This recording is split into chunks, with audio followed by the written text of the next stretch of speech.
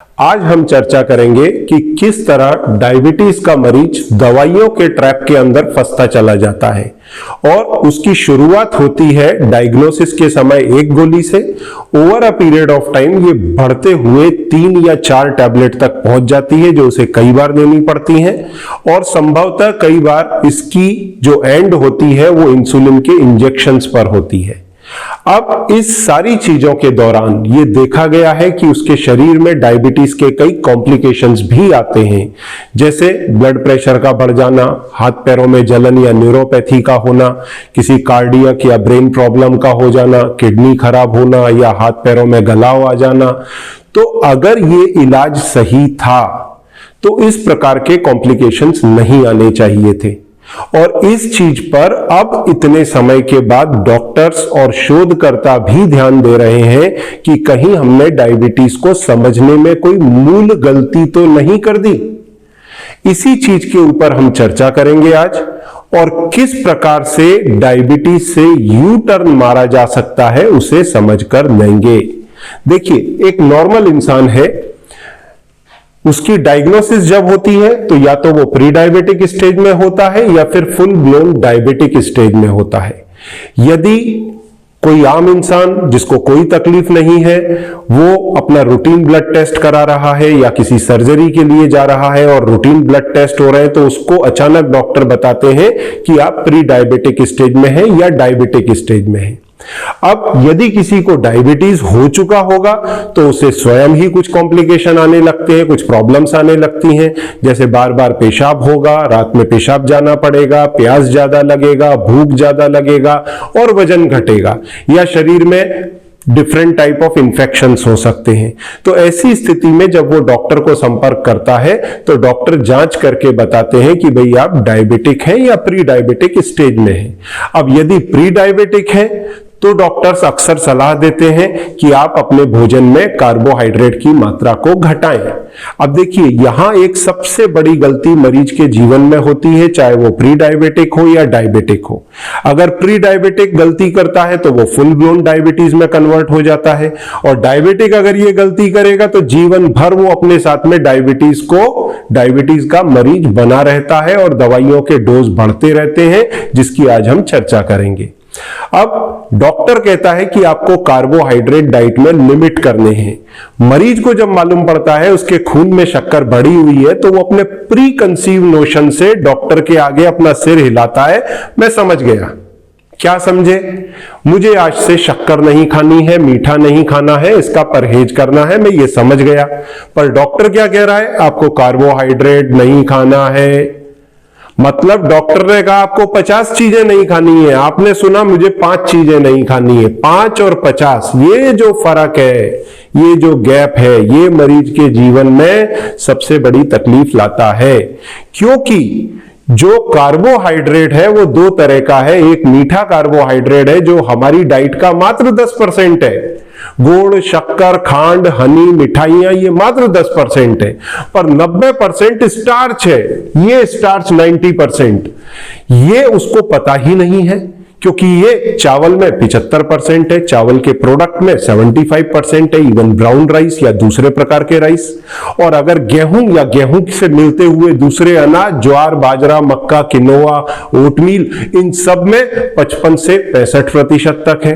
तो ये जो स्टार्च पेट में जाता है इमीडिएट कन्वर्ट होता है ग्लूकोज में और आपकी डायबिटीज को रॉकेट कर देता है, ब्लड शुगर को, जिसे आप समझ नहीं पाते और जीवन भर अपनी ब्लड शुगर से स्ट्रगल करते हैं। अब होता क्या है, आप डायबिटिक डिक्लेयर हो गए, डॉक्टर ने आपको मेडिसिन लिख दी, क्योंकि आपके तो बात समझ में आई ही नहीं कि भाई परहेज किस चीज का करना है।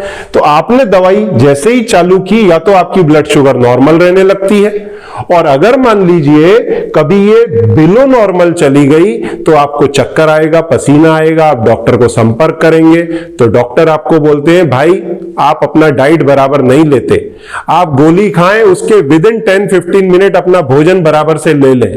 और आप भर भर के मत खाइए, आप 6 बार खाइए और छोटे छोटे मील खाइए, दिन में 6 बार खाइए, तो दिन भर आप खाते रहते हैं फिर तो उस समय तो ब्लड शुगर नॉर्मल आपकी आ जाती है, परंतु over a period of time आपकी ब्लड शुगर वापस से बढ़ने लगती है। अब जब आपकी blood sugar over a period of time बढ़ने लगती है तो डॉक्टर बोलते हैं ठीक है भाई आ जाओ, हम दवाई और बढ़ा देते हैं। तो 1 की जगह 2 गोली, 2 की जगह 3, 3 की जगह 4, फिर 3 टाइम। तो ये सारा झमेला आपका शुरू हो जाता है। और यही होते होते एक दिन आपके लाइफ में आता है कि डॉक्टर बोलते हैं कि भाई अब ये जो ओरल मेडिकेशन चल रहा था, गोलियां जो चल रही थी, उससे अब बात नहीं बन रही, अब आपको हमें इंसुलिन देना पड़ेगा। तो आप इंसुलिन पे पहुंच जाते हैं। अब यदि ये सारा चक्र ठीक था तो आप मुझे एक बात समझाइए कि इसमें आपको कॉम्प्लिकेशंस क्यों आते हैं?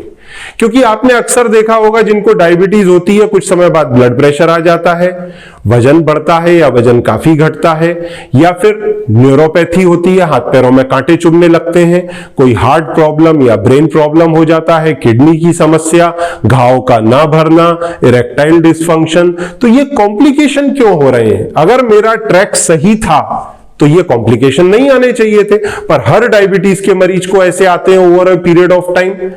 तो डॉक्टर क्या बोलते हैं, भाई देखिए आपको डायबिटीज है तो ये तो सब होना ही है आपके साथ, ये बोल करके पीछा छोड़ा लिया जाता है। जबकि हकीकत क्या है, आपको यहां पर यू टर्न मारने की जरूरत है।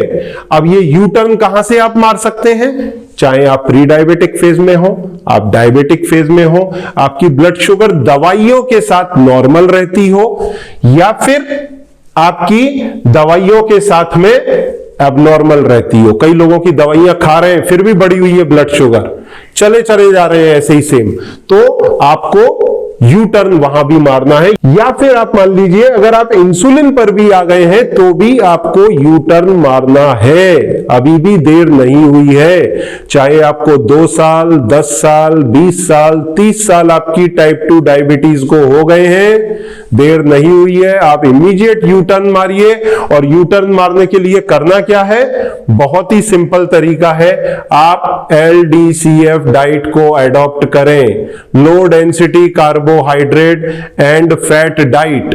देखिए ये low density carbohydrate and fat diet है। एक आम हिंदुस्तानी 250 से 500 ग्राम या 400 ग्राम तक कार्बोहाइड्रेट पर डे खाता है। अगर यही घटा करके 100 ग्राम पर ले आए तो विद इन 3 to 7 डेज उसकी ब्लड शुगर नॉर्मल रहने लगेगी। अब इस डाइट में मैंने पूरा समझाया है, 1 घंटे का वीडियो है, पूरा इन लेंथ समझाया है आपको क्या खाना है क्या नहीं खाना है। और 3 से 7 दिन में ब्लड शुगर नॉर्मल रहने लगेगी, 15 दिन में आपकी दवाइयां छूटने लगेंगी। अगर आप इंसुलिन पर हैं तो ये थोड़ा लंबा समय ले सकता है, 15 दिन से 2 या 3 महीना, पर आपकी सारी दवाइयां छूटेंगी। और अगर दवाइयां नहीं छूट रही तो मान के चलिए आपकी डाइट में गड़बड़ है। और इसी प्रोटोकॉल को आप 6 महीने से साल भर तक फॉलो करेंगे तो संभव है आप अपनी डायबिटीज को रिवर्स कर पाए। उसके लिए आपकी जो हमारा प्रोडक्ट ग्लूको फ्री है वो भी मदद करता है। ग्लूको फ्री साथ में लें तो इंसुलिन की सेंसिटिविटी को रीगेन करने में हेल्प मिलती है।